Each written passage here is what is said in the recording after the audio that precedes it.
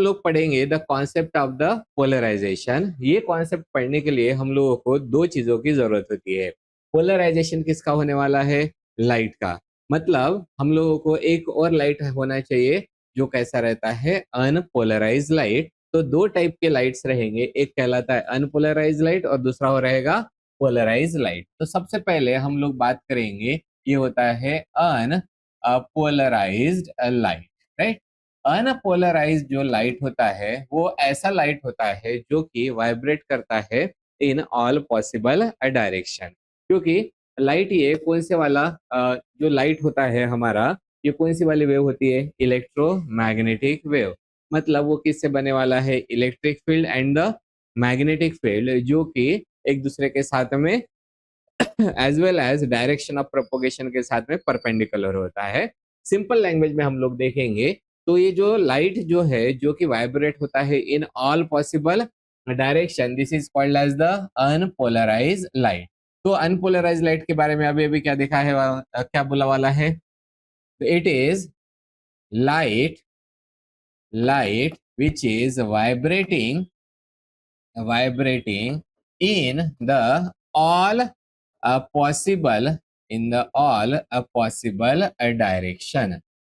जो light all possible direction में vibrate होता है उसको बोलते हैं हम लोग अनपोलराइज लाइट। ये सपोज एक हमारा मेन पोजीशन है, यहाँ पे ये वाइब्रेट होगा, ठीक है। दूसरा वाला कहाँ पे वाइब्रेट होगा? इस डायरेक्शन में। तीसरा वाला इस डायरेक्शन में। मतलब जो वेव जा रही है वो वेव या तो इस प्लेन में इस तरीके से जाती है ना, ठीक है, मतलब यहाँ पे वाइब्रेट होगा पार्टिकल। अगर ऐसा गया तो इस तरीके से वाइब्रेट होगा। सो this is the light which is vibrating in the all possible direction, वो कहलाता है अनपोलराइज लाइट। और ये वाला हो गया इसका कौन सा कहलाता है? This is called as the direction of the propagation. फिर दूसरा जो वाला लाइट होता है उसको हम लोग बोलते हैं अपोलराइज लाइट। तो here is the polarize light.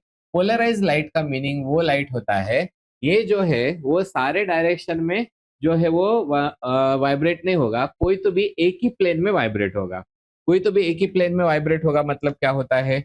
ये सपोज हमारा डायरेक्शन हो गया, तो ये सपोज एक ही प्लेन है, इसी प्लेन में ये लाइट वाइब्रेट हो रहा है, बाकी सारे के सारे प्लेन्स में वो वाइब्रेट नहीं हो रहा है। तो इस लाइट को क्या बोलते हैं हम लोग? Polarise light, right. सो इसके बारे में हम लोग क्या लिखेंगे?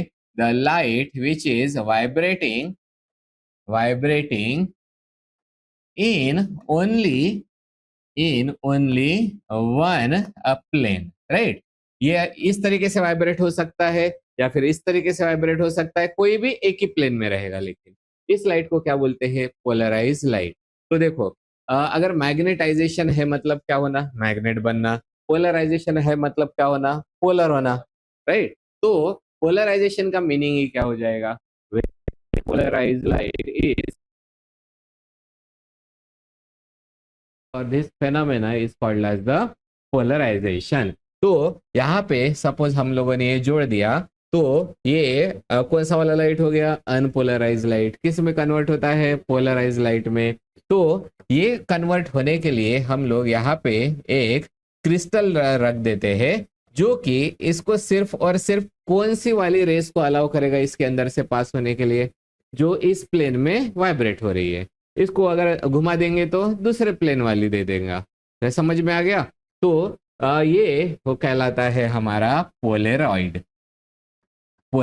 और आप लोगों ने हमेशा देखे वाला है, रात में जब हम लोग ट्रैवल करते हैं सामने से कार आती रहती है तो लाइट कैसा दिखाई देता है? In all possible direction rays दिखाई देते हैं, ठीक है। तो वो कौन सा वाला लाइट हो गया? Unpolarize light. फिर हम लोग क्या पहनते हैं? प्रॉपर चश्मे रहते हैं, या फिर अच्छी गाड़ियों की जो स्क्रीन रहती है वो विंड स्क्रीन जिसको बोलते हैं ना, वो अलग क्वालिटी की रहती है। वो किससे बने वाली रहती है? पोलराइड की। तो पोलराइड लाइट सिर्फ और सिर्फ किसको पास करने देगा? पोलराइज लाइट को। तो लाइट की इंटेंसिटी क्या हो जाएगी? कम हो जाएगी। मतलब अगर अनपोलराइज लाइट किस में कन्वर्ट होता है? पोलराइज लाइट में, तब लाइट की इंटेंसिटी भी क्या हो जाएगी? कम हो जाएगी। इसलिए अब हम लोग इसका लिखेंगे डेफिनेशन। सो जल्दी से बताओ व्हाट इज द पोलराइजेशन। अगर सिंपल से लैंग्वेज में हम लोग एक पहला डेफिनेशन लिखेंगे So what is polarization? It is the phenomena of conversion of unpolarized. So this is the phenomenon of the conversion of कौन सा वाला लाइट है? Unpolarize light. अनपोलराइज लाइट किस में कन्वर्ट हो रहा है वो? Into the polarize light. Polarize light, right.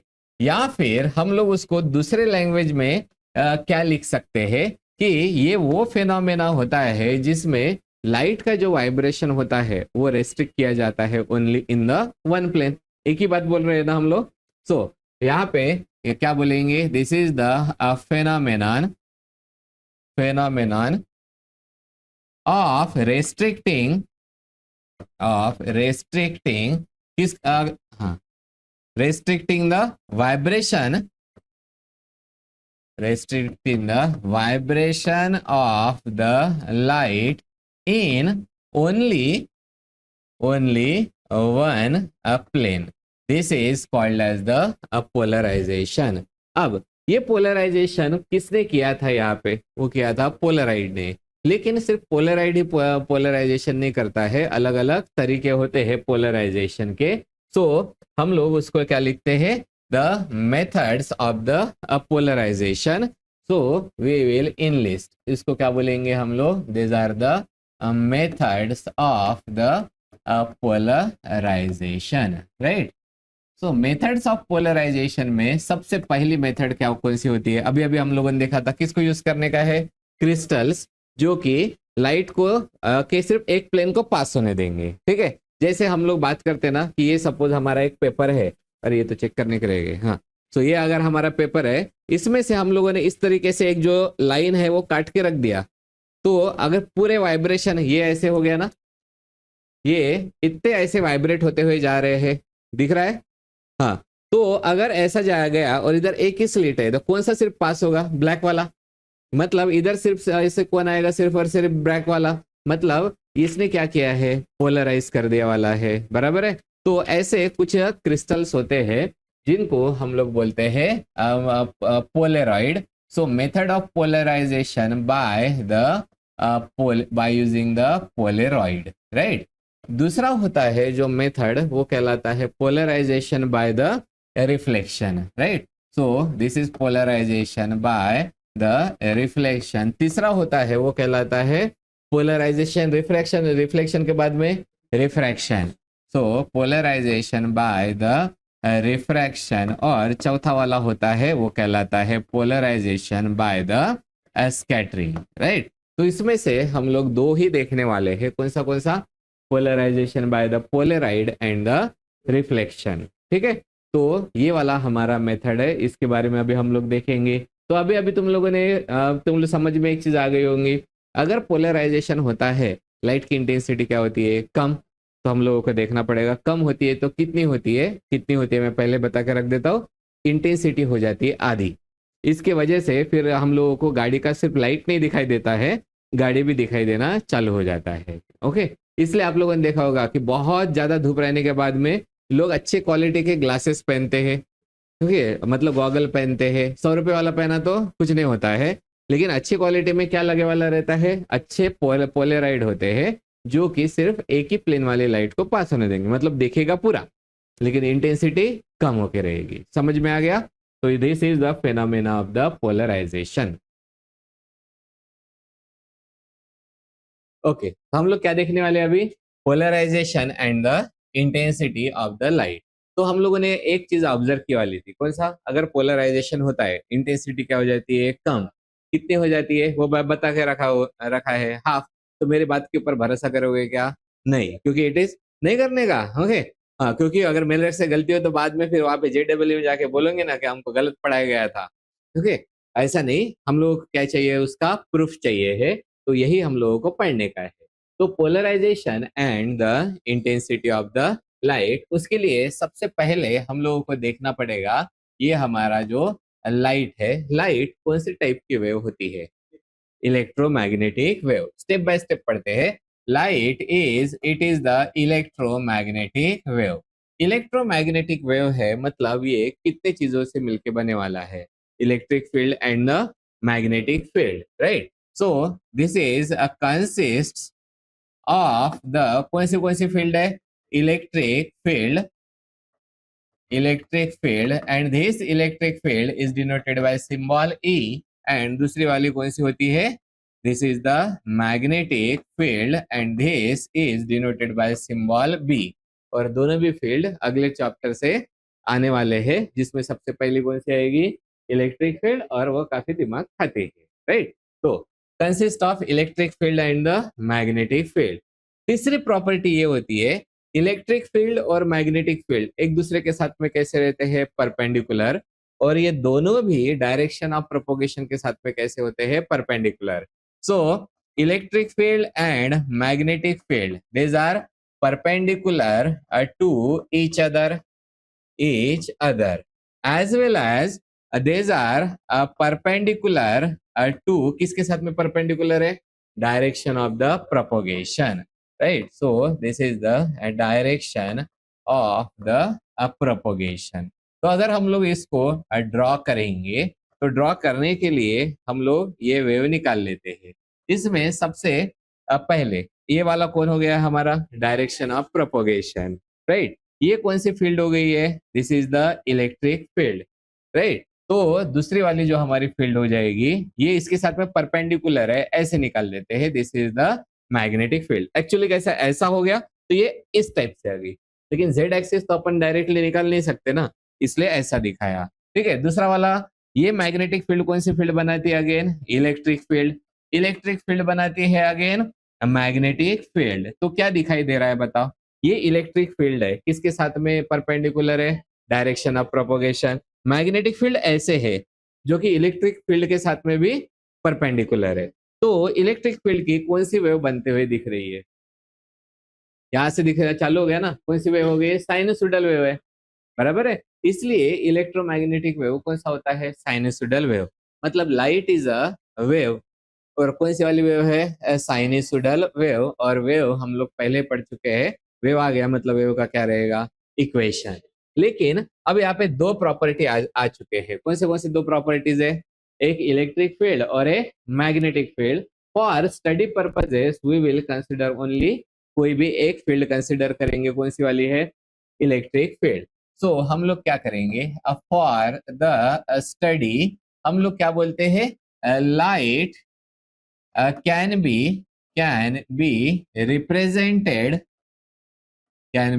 represented by कौन सी फील्ड हो गई हमारी, इलेक्ट्रिक फील्ड, राइट। अगर इलेक्ट्रिक फील्ड है तो इलेक्ट्रिक फील्ड मतलब क्या हो गया, एक पूरा का पूरा वेव बन गया। वेव है मतलब वेव का क्या रहेगा, इक्वेशन, राइट। सो यहाँ पे हम लोग क्या लिखेंगे, इक्वेशन ऑफ द वेव। तो आप लोगों ने कौन सा वाला इक्वेशन पढ़ के रखे वाला है, equation of wave along the positive x axis। Equation क्या है बताओ जल्दी से, कौन सा होता है, y, हाँ, y is equal to a sine omega T minus K X, या फिर के एक्स माइनस ओमेगा टी, कैसे भी लिख सकते हैं, ठीक है। यहाँ पे y मतलब कौन हो गया, displacement along the y axis, okay. a मतलब कौन हो गया है, displacement along the y axis at the time t, ये हो गया है y, राइट। इसका सिंपल सा मीनिंग क्या हो गया, सपोज एक टाइम ले लिया हम लोगों ने t, इस टाइम पे y एक्सिस पे कितना डिस्प्लेसमेंट है, और a मतलब कौन होता है, मैक्सिमम डिस्प्लेसमेंट। लेकिन हम लोग इसको कौन से फॉर्म में एक्सप्लेन कर रहे हैं, इलेक्ट्रिक फील्ड के फॉर्म में एक्सप्लेन कर रहे हैं। इसलिए अब ये इलेक्ट्रिक फील्ड दिखाएंगे, मतलब ये क्या बन जाएगा, E is equal to, E at the time कौन सा रहेगा, t ना, इलेक्ट्रिक, ये electric field with respect to time क्या होते जा रहा है, चेंज होते जा रहा है। तो what is this, this is the E at the time t, मतलब sign K X minus omega T वैसा ही रहेगा। तो इलेक्ट्रिक फील्ड का जो एम्पलीट्यूड होता है उसको हम लोग लिखते हैं by the symbol E not, right. E not, फिर ये वाला कौन सा हो जाएगा, sign K X minus the omega T. So this is the equation of electric field for the light, समझ में आ गया। और ये इलेक्ट्रिक फील्ड का इक्वेशन है सिर्फ और सिर्फ किसके लिए, लाइट के लिए, ठीक है। इसमें ई का मतलब क्या होता है, इलेक्ट्रिक फील्ड का component eight the time T, and E not मतलब क्या होता है, मैक्सिमम एम्पलीट्यूड, मतलब ये एम्पलीट्यूड हो गया, मैक्सिमम डिस्प्लेसमेंट हो गया, that is denoted by symbol E not. अब यहाँ पे वेयर वेयर ओमेगा कौन होता है हमारा एंगुलर फ्रीक्वेंसी और के कौन होता है wave number, right. So this is the wave number. तो अब मुझे एक बात बताओ कि मैक्सिमम अगर हम लोग करेंगे इंटेंसिटी की, तो किसके ऊपर डिपेंडेंट रहेगा, ई नॉट के ऊपर, क्योंकि ये क्या हो गया है उसका एम्पलीट्यूड। समझ में आ गया यहाँ तक। अब हम लोग इसको कहाँ से पास करेंगे, पोलराइड से पास करेंगे और क्या होता है वो देखेंगे। पहले इतना लिख लेते, हो गया, ओके। सो ये वाला क्या था हमारा, लाइट। लाइट का कौन सा पार्ट लेने वाला है हम लोगों ने, अनपोलर, सॉरी कौन सा वाला, इलेक्ट्रोमैग्नेटिक, उसका कौन सा है इलेक्ट्रिक फील्ड। इलेक्ट्रिक फील्ड का हम लोगों ने लिखा है इक्वेशन। अब ये इलेक्ट्रिक फील्ड है, बराबर है, तो इसका इंटेंसिटी भी रहेगा। तो हम लोगों ने पहले यहाँ पे हम लोग लिख देते हैं, ये क्या हो गया है हमारा, एक लाइट हो गया। लाइट का इक्वेशन, लाइट कौन सा वाला है बताओ, this is the unpolarize light. अभी पास किया वाला है कि हम लोगों ने उसको पोलराइड में से, नहीं। अनपोलराइज लाइट का इक्वेशन कितना था, E is equal to E naught sine कितना रहेगा, K X minus omega T. आप लोगों को किसी बुक्स में वो omega T minus K x भी रहेगा तभी भी चलेगा, राइट। अब यहाँ पे मुझे एक बात बताओ, हम लोग एक चीज पढ़ के रखे वाले हैं, वो कौन सा होता है, intensity. Intensity is directly proportional to the amplitude का स्क्वायर, राइट। तो this is the amplitude square. मतलब ये जो हमारी ये यहाँ पे एम्पलीट्यूड कौन हो गया, ई नॉट ना। तो यहाँ पे हम लोग क्या बोलेंगे, the intensity is directly proportional to the कितना हो जाएगा, ई नॉट स्क्वायर, राइट। अब ये ई नॉट मतलब कौन सा है, ऊपर वाला पॉजिटिव और नीचे वाला निगेटिव। मतलब सिंपली हम लोग क्या लिख सकते हैं, I is directly proportional to the mod of E naught square, ठीक है। तो ऐसे भी हम लोग लिख के रख सकते हैं। ये हो गया है हमारा पहला वाला रिलेशन, राइट। तो जस्ट अ मिनट, यहाँ पे लिख दिया, this is the invert square. फिर हम लोग, अब ये कौन सी लाइट होगी, unpolarize light. Now we will pass it through the polarize light, sorry polaroid, मतलब ये कौन सा बन जाएगा, polarize light. So now this unpolarize light, unpolarize light is passes through passes through, कहाँ से पास करेंगे हम लोग, Polaroid, sorry, passes through the polaroid, making angle of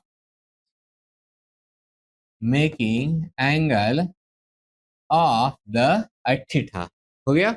हाँ, अब हम लोगों को ये देखने का है कि यहाँ पे हम लोग इसको पास करने वाले हैं।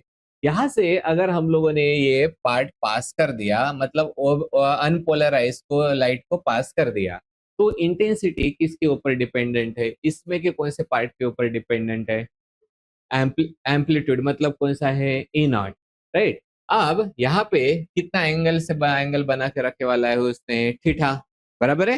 हाँ, तो हम लोगों ने क्या किया, वेन लाइट इज, सॉरी एक मिनट, सो जब हम लोग यहाँ से लाइट को पास करते हैं, जिसने एंगल कितना बना के रखे वाला है, थीटा, तो यहाँ का जो ई नॉट के कितने कंपोनेंट रहेंगे, दो, राइट। कौन सा एंगल बना के रखे, ई नॉट मतलब कौन हो गया, एक वेक्टर हो गया, कितने कंपोनेंट रहेंगे, हॉरिजॉन्टल एंड द वर्टिकल। कौन सा पास होगा, हॉरिजॉन्टल। वर्टिकल मतलब 90 डिग्री वाला, तो पोलराइड से पास कौन सा होगा, हॉरिजॉन्टल। सो यहाँ पे क्या बोलेंगे, E naught will pass, okay, E naught will pass through the polaroid. लेकिन ई नॉट के कितने कंपोनेंट है, दो। So E naught have the two component, right. E naught have the two component, और दो कंपोनेंट कौन से है बताओ। एक कौन सा वाला रहेगा, ई नॉट कॉस थीटा, और दूसरा वाला E naught sine theta. E naught cos theta मतलब ऐसा कंपोनेंट जो कि हॉरिजॉन्टल होता है टू द एक्सिस, राइट। ये अपना पोलेराइड है। ये पोलेराइड में से सपोज हमारी वेव पास हो गई है, ये पोलराइड ने क्या बना के रखे वाला है, एंगल बना के रखे वाला है ये वाला। तो अब यहाँ पे पास हो गया तो कौन सा वाला कंपोनेंट आ जाएगा हमारा, कॉस थीटा। सो ई नॉट कॉस थीटा जो होता है it will pass pass through, कहाँ से पास हो रहा है, Polaroid, right. But E naught sine theta ये क्या हो जाएगा, this will do not pass through the Polaroid. यहां तक समझ में आ गया। मतलब यहाँ पे जो पास हो जाएगा, कौन सी चीज पास हो रही है, अनपोलराइज लाइट, जिसकी ये वाला हो गया ई, राइट। इसकी इंटेंसिटी कितनी है, आई। पास होने के बाद में जो रहता है वो कौन हो जाएगा, E1, जिसकी इंटेंसिटी कितनी रहेगी, I1।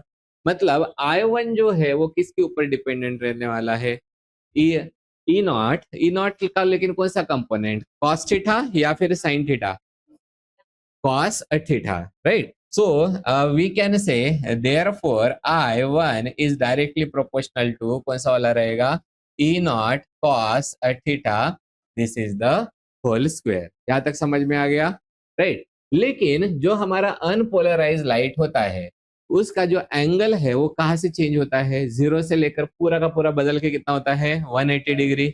Okay, so average of the unpolarized light, sorry, angle of unpolarized light changes from, varies from 0 degree to 180 degree।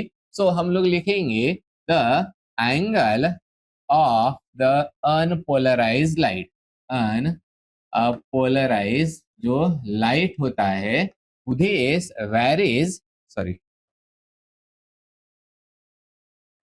Varies from, कहाँ से कहाँ पे जा रहा है वो, 0 डिग्री टू द 180 डिग्री। इसलिए अब इसमें भी हम लोग को क्या करना पड़ेगा, चेंज।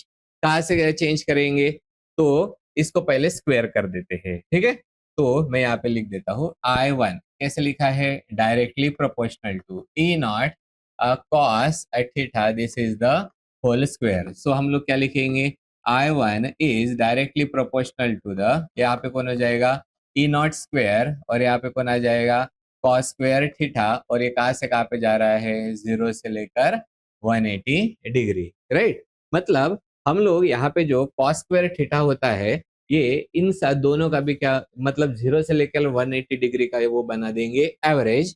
तो इसको हम लोग लिखते हैं I1 is directly proportional to the E naught square and there is the cos square theta, और इसको क्या लिखा जाएगा, एवरेज। कहाँ से कहाँ पे जा रहा है वो, 0 से लेकर 180 डिग्री। और जब हम लोग इसको सॉल्व कर देते हैं, कॉस स्क्वायर थीटा एवरेज 0 से लेकर कहाँ तक कहाँ जा रहा है, 180 डिग्री तक, उसकी वैल्यू होती है I1 is directly proportional to the E naught square, इसकी वैल्यू होती है 1/2। इसलिए फाइनली E1 कितना हो गया, सॉरी, इसलिए फाइनली I1 कितना हो गया बताओ, I1 is directly proportional to the E naught square by the 2। I कितना था बताओ, I is directly proportional to the E naught square, और यहाँ पे I1 क्या क्या क्या हो जाएगा, is directly proportional to the E naught square by the 2। मतलब कितनी हो गई इंटेंसिटी, हाफ, राइट। तो अब मैं अच्छे से इसको ड्रॉ कर लेते हैं।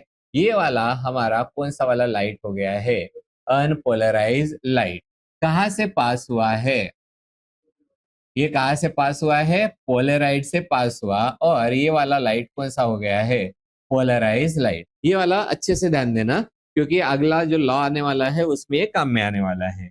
अगर ये लाइट है, इस लाइट को हम लोगों ने, और इसमें कितना एंगल बना के रखे वाला है, थीटा, ठीक है, ये याद रखना है। अब ये कौन सी वाली लाइट है, this is the unpolarize, unpolarized, और ये वाला कौन सा होता है, दिस इज द पोलराइज। कहाँ से पास होने वाला है, पोलराइड से। अनपोलराइज लाइट का मुझे इक्वेशन बताओ, E is equal to E naught sine K X minus omega T, हो गया। इसकी जो इंटेंसिटी होती है I is directly proportional to the E naught whole square. समझ में आ गया, राइट। यहाँ पे फिर पोलराइज लाइट जो यहाँ से पास होगा, इसका इंटेंसिटी कितना रहेगा, E1, बराबर है। हाँ, तो यहाँ पे इसका जैसे E का कौन हो गया, E नॉट, E1 का कौन आ जाएगा, E1 नॉट, ई का कौन ई वन का कौन हो जाएगा, ई वन नॉट, बाकी सेम, साइन कौन सा रहेगा। हाँ, तो मैं थोड़ा सा इसको हटा के बाजू में लिख देता हूँ। हाँ, फिर से बताओ कितना हो जाएगा, E one is equal to E one naught, this is sine कितना रहेगा, K X minus omega T. तो पोलराइज वाले की जो इक्वेशन है उसका नाम क्या रहेगा, ई वन, राइट। अब यहाँ पे जो हम लोग इसकी इंटेंसिटी लिखेंगे वो कितना रहेगा, I one. I one is directly proportional to the, कितना निकाला था, हाँ, E one naught, this is the whole square. लेकिन अभी अभी हम लोगों ने निकाल के रखा है I one is equal to कितना हो जाएगा, ए नॉट। तो मैं यहाँ से फिलहाल में ये लिख के रख देता हूँ, कितना रहेगा, I one is directly proportional to the E naught square by the two. तो यहाँ पे हम लोग कंक्लूजन क्या निकालते हैं, when unpolarized light get converted into the polarized light, its intensity will get halved. Okay, so statement लिख देंगे, so when after polarization, सीधा सीधा लिख देते हैं, the after the polarization, after the polarization क्या दिखाई दे रहा है, जो intensity of the light कितनी हो चुकी है, is halved। हाल्ड का मतलब क्या हो गया है, कितनी हो चुके हैं ये, हाफ हो गई है। तो ये वाला हमारा रिलेशन है किसका किसका, पोलराइज, सॉरी, लाइट का पोलराइजेशन होने के बाद में इंटेंसिटी में कौन सा रिलेशन होता है, समझ में आ गया। ओके, नेक्स्ट वाला जो होता है वो कहलाता है हमारा, this is the Malus law, right. यही सेम चीज है जो हम लोग अभी देखने वाले हैं। ये हो गया है हमारा कौन सा वाला, क्या क्या कहलाता है, डायरेक्शन ऑफ द प्रोपोगेशन। पहले कौन सी वाली लाइट है बताओ, ये कौन सी वाली लाइट कहलाती है, अनपोलराइज लाइट, राइट। उसके बाद में ये जो अनपोलराइज लाइट होगी वो कहाँ से पास हो जाएगी, this is passing through the polaroid, मतलब ये क्या हो जाएगा, it will get the polarize. और ये जो पोलराइड होता है, इस पोलराइड को हम लोग नाम देते हैं, this is the Polaroid one, हो गया। हाँ, उसके बाद इसके लिए फटाफट मुझे इक्वेशन बताओ, इसका equation E is equal to E naught sine, हाँ, K X minus omega T. Intensity कितनी होती है, I is directly proportional to the E naught whole square, हो गया। कहाँ से पास हुआ, पोलराइड से, तो क्या बनाएगा, एक दूसरी इलेक्ट्रिक फील्ड जिसका इक्वेशन कितना रहेगा, ई one not is equal, sorry, E one कितना रहेगा, ई वन, और इसका इक्वेशन कितना रहेगा, ई वन नॉट, यहाँ पे साइन कितना रहेगा, K X minus omega T. इसकी इंटेंसिटी किसके ऊपर डिपेंडेंट रहेगी, I one is directly proportional to the E one naught whole square, और ई वन नॉट किसके बराबर था, ई नॉट कॉस थीटा, बराबर है। सो यहाँ पे ई वन नॉट जो था वो कितना था, ई नॉट कॉस थीटा, यहाँ तक समझ में आ गया। फिर हम लोग क्या करते हैं, यहाँ से जो एक दूसरा एक पोलराइजर लेंगे, ये वो जो पोलराइजर है जिसने एंगल कितना बना के रखे वाला है, थीटा, राइट। यहाँ से मतलब ये कौन हो गया अभी, this is our polaroid, this is our polaroid two. ये किसकी चीज है, इस वाले वेव की, ठीक है। फिर हम लोग कहाँ से पास करेंगे, दूसरे पोलराइड से। तब अब यहाँ पे कौन सा वाला है, ई वन नॉट ना, ई वन नॉट के कितने कंपोनेंट पास होंगे, दो, कौन से, ई वन नॉट दो होते हैं, ई one not cos theta and E one not sine theta, कौन सा पास होगा, ई वन नॉट कॉस थीटा। तो पहले तो यहाँ से जो पास हो जाएगा इसका हम लोग क्या लिखेंगे, इक्वेशन। इक्वेशन बताओ क्या बनेगा, जल्दी जल्दी, इक्वेशन कौन सा रहेगा हमारा, E two is equal to कितना रहेगा, ई टू नॉट साइन कितना रहेगा, K X minus the omega T, therefore I two is directly proportional to the E two naught whole square, बराबर है। हाँ, अगर ये E two naught whole square है तो ई टू नॉट मतलब कौन हो गया है, यहाँ से पास कौन हो रहा है, ई one not, E one not में का कौन सा वाला पास हो जाएगा, कॉस थीटा ना, मतलब यहाँ पे कौन हो जाएगा, E2 naught is equal to E1 naught कितना रहेगा, cos theta. This is the, ये वाला इसका वैल्यू हो गया, ठीक है। E2 नॉट मतलब ही कौन होता है, E1 नॉट कॉस थीटा। यहाँ तक समझ में आ गया। E1 नॉट मतलब कौन हो गया बताओ, E0 कॉस थीटा, बराबर है। सो हम लोग यहाँ पे जब इसकी वैल्यू लिखेंगे तो कितना हो जाएगा, so this is the I2। So we can say the I2 is equal to कितना रहेगा, this is the E1 naught cos theta whole square. I2 है ना, हाँ। सो E2 नॉट होल स्क्वायर, ये E2 नॉट की वैल्यू ऐड कर दी हम लोगों ने। और E1 नॉट होल स्क्वायर मतलब ही कौन होता है, I1। इसलिए हमारा कौन होता है, I2 is equal to E1 naught कितना रहेगा, whole, sorry, E1 naught whole square, ऐसा लिख देते हैं, E1 naught whole square and there is the cos square theta. अब बताओ E1 नॉट होल स्क्वायर का मतलब कौन हो गया, I1। तो हम लोग क्या लिखेंगे, the I2 is equal to I1 square, I1 square ने I1 and this is the cos square theta. This is the which law? This is the Malus law। बिल्कुल सिंपल वाला है। एक बार अच्छे से, पहली वेव गई, कौन सी वेव का नाम क्या है, E is equal to E0 sine theta kx minus omega T. इसकी इंटेंसिटी किसके ऊपर डिपेंडेंट है, E1 naught square, sorry E0 square हो गया। सीधा सीधा पहले तीन इक्वेशन लिखने के, ये वाला अनपोलराइज का इक्वेशन, ये इसका इक्वेशन, ये कितना हो जाएगा, E1 is equal to E1 naught sine theta kx minus omega T. यहां से पास हो गया, कौन हो गया, E2 नॉट। यहाँ पे देखो I इज एम्पलीट्यूड स्क्वायर, मतलब क्या लिखा जाएगा, I is equal to E0 square, I1 is equal to E1 naught square and I2 is equal to E2 naught square. यहाँ तक समझ में आ गया। तो यहाँ पे देखो E0 का कौन सा कंपोनेंट पास हो रहा है, E0 cos थीटा, इसलिए E1 नॉट मतलब कौन हो जाएगा, E0 cos थीटा। तो I1 कितना हो जाएगा, E0 cos theta whole square. फिलहाल में हम लोगों ने लिखा नहीं है, राइट। जैसे I2 किसके ऊपर डिपेंडेंट है, इसके ऊपर। इसमें का कौन सा कंपोनेंट आने वाला है यहाँ पे, ये E1 नॉट cos थीटा। तो E2 नॉट मतलब कौन हो गया, E1 नॉट cos थीटा, इसलिए इसकी वैल्यू हम लोगों ने यहाँ पे पुट कर दी, हो गया। तो ये वाला कौन आ गया, E1 naught square and cos theta, और यहाँ पे कौन आता है, I2 is equal to I1 cos square theta. तो याद क्या रखने का है हम लोगों को, एक पोलराइज लाइट, अभी अनपोलराइज नहीं बोल रहे, कौन सा वाला, एक पोलराइज लाइट है जिसकी इंटेंसिटी कितनी है, I1, राइट। कहाँ से पास हो गया, कितना एंगल बना के गया वाला है, थीटा, और यहाँ पे इंटेंसिटी कितनी है, I2।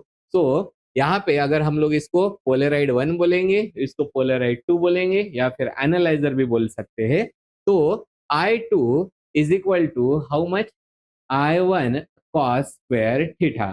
तो intensity of the light passing through, intensity किसकी, polarise light passing through the polaroid which is varying with the square of the cosines, ठीक है। इसलिए हम लोग स्टेटमेंट के चक्कर में नहीं पड़ते, सीधा मालूज के लॉ के लिए क्या रहेगा, फॉर्मूला।